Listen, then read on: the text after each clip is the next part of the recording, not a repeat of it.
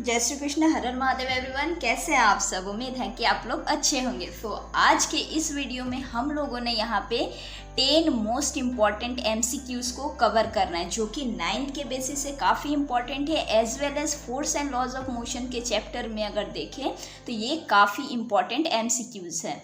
तो चलिए अब हम लोग यहाँ पे आपका बिना टाइम को वेस्ट करते हुए हम लोग यहाँ पे स्टार्ट करते हैं। सो वेलकम एवरीवन आपका अपना चैनल पे। तो चलिए यहाँ हम लोग स्टार्ट करते हैं। तो सबसे पहला क्वेश्चन हम लोग देखते हैं कि यहाँ पे क्या है। So the first question is बहुत बेसिक है, आप लोग आराम से आंसर दे पाइएगा। देखिए हम आंसर यहाँ पे नहीं लिखे क्योंकि आप भी इस चीज़ को नोट डाउन कीजिएगा कि कितने आंसर्स आपका सही होता है और कितना रॉन्ग होता है। ओके, तो इससे आपका कहाँ पे दिक्कत है, किस जगह पे वीक है, वो भी आपको समझने में काफ़ी हेल्पफुल होगा। सो आप लोग इस वीडियो में लास्ट तक बने रहें ज़रूर। उम्मीद है कि आप लोग को कुछ ना कुछ सीखने यहाँ ज़रूर मिलेगा और MCQ जो है वो एकदम इम्पॉर्टेंट MCQs भी आपको मिलेगा, जो कि एग्ज़ाम के बेस वाइज काफ़ी इंपॉर्टेंट होने वाला है। सो पहला क्वेश्चन हम लोग देखते हैं यहाँ पे कि which of the following is the SI unit of force. बहुत बेसिक क्वेश्चन है, फोर्स का SI यूनिट क्या होता है फोर्स का। ये तो हम लोग पहले भी पढ़े हैं, सारे chapters force and laws of motion के सारे टॉपिक को क्लियर किए हैं हम लोग, इसीलिए आप लोग एक बार देख भी सकते हैं। सो फोर्स का यहाँ पे SI यूनिट क्या होता है, kg मीटर पर सेकेंड स्क्वायर या फिर kg मीटर पर सेकेंड, न्यूटन मीटर या फिर ओनली न्यूटन। यहाँ पे कौन सा है फोर्स का यूनिट? सो यहाँ पे सही है आपका न्यूटन। न्यूटन यहाँ पे हम लोग का क्या है, SI unit of force. Okay, जो कि बहुत इजी था। तो चलिए अब सेकंड क्वेश्चन की ओर बढ़ते हैं। सेकंड क्वेश्चन क्या कह रहा है, which of the following is true about force. Force के वाइज ये कौन सा जो भी यहाँ पे स्टेटमेंट जो लिखा है वो सही है। Force is invisible, yes force is obviously invisible, force तो हम लोग को दिखता नहीं है। Force can move a body, yes of course force can move a body. It can be deform a body, yes जरूर ये भी डिफॉर्म तो करता ही है बॉडी को। ऑल ऑफ द अबव, तो यहाँ पे हम लोग को क्या दिख रहा है कि सारा यहाँ पे स्टेटमेंट करेक्ट है। सो हम लोग यहाँ पे लिखेंगे आराम से क्या, ऑल ऑफ द अबव। तो यहाँ पे हम लोग का क्या हो जाएगा, all of the above. Okay, अब हम लोग यहाँ पे थर्ड क्वेश्चन को देखते हैं। तो चलिए देखिए अब थर्ड क्वेश्चन क्या कह रहा है कि which law is also known as the law of inertia. Of course ये आप लोग पढ़े ही हैं, Newton first law of motion, Newton second law of motion, Newton third law of motion या फिर laws of conservation of momentum. देखिए laws of inertia हम लोग किसको बोलते हैं, सेकंड लॉ तो हम लोग पढ़े, force is equal to mass into acceleration. Third law तो जानते ही हैं, each action is opposite equal to reaction. ठीक है, लॉज ऑफ कंजर्वेशन मोमेंटम भी हम लोग पढ़े इसके प्रीवियस क्लास में ही। सो यहाँ पे हम लोग का करेक्ट आंसर क्या होगा, Newton first law of motion. Newton first law of motion को क्या कहा जाता है, लॉ ऑफ इनर्शिया भी कहा जाता है। इनर्शिया काफ़ी इंपॉर्टेंट टॉपिक है। ठीक है, अब नेक्स्ट क्वेश्चन भी हम लोग को इनर्शिया से ही रिलेटेड है। यहाँ पे क्या कह रहा है कि the inertia of an object tend to cause the object. ठीक है, यहाँ पे इनर्शिया अगर कोई ऑब्जेक्ट में अगर लगता है तो उस ऑब्जेक्ट में क्या कॉजेज होता है, to increase its speed, to decrease its speed, to decelerated due to friction या फिर resist the state of motion.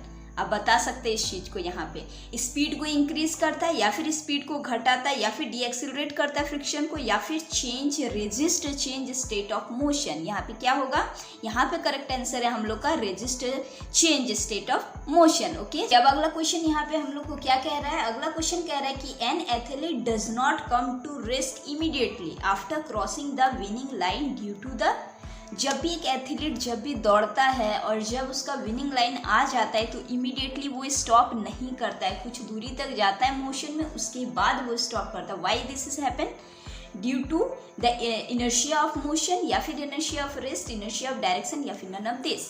क्या होगा इसमें से आंसर, या ऑब्वियसली यहाँ पे मोशन का ही बात हो रहा है, so it is inertia of motion. Okay, so अगला क्वेश्चन यहाँ पे हम लोग का क्या कह रहा है, the momentum of an object is the of its mass and momentum हम लोगों ने पढ़ा है। मोमेंटम क्या है ऑब्जेक्ट का, किस चीज को बताता है, मास एंड किस चीज का प्रोडक्ट को बताता है, mass and velocity. Okay, mass and velocity.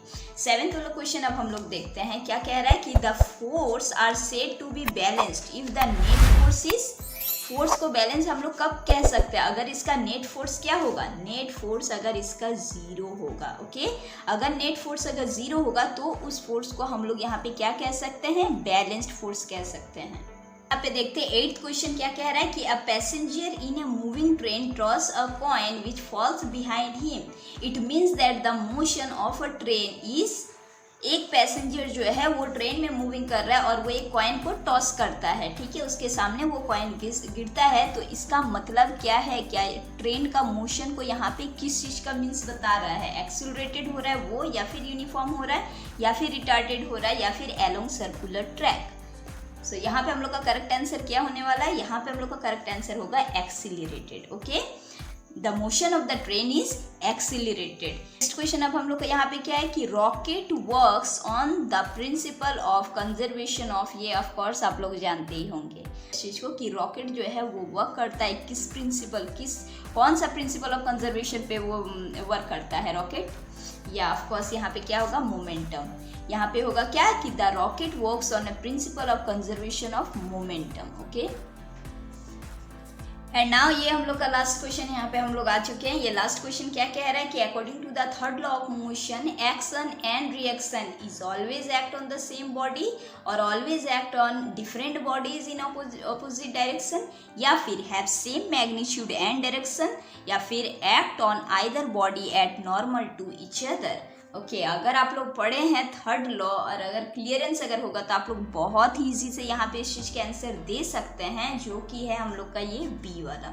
ये क्या कह रहा है कि according to the third law of motion, action और रिएक्शन क्या होता है, always act on different bodies. अब मतलब कि डिफरेंट बॉडी में ही ना एक्शन एंड रिएक्शन, अब ऐसे थोड़ी होगा कि एक ही बॉडी में एक्शन भी हो रहा है रिएक्शन भी हो रहा है, नहीं हो रहा है। ये डिफरेंट बॉडीज में होता है but in opposite direction, direction obviously opposite ही रहता है, ठीक है। अगर इधर से अगर एक्शन में अगर आ रहा है तो रिएक्शन इधर से आएगा, ये ऑपोजिट डायरेक्शन यहाँ पे प्ले करता है। So according to the third law of motion, the action and reaction always act on the different bodies in opposite direction. So आज हम लोगों ने यहाँ पे MCQs 10 MCQs मोस्ट इंपॉर्टेंट हम लोग यहाँ पे कवर किए, जो कि है force and laws of motion के वाइज में बहुत ही इंपॉर्टेंट MCQs था। और आई होप कि आप लोग यहाँ पे समझे भी होंगे चीज़ को और बेसिक से था। सो आज के लिए बस इतना ही।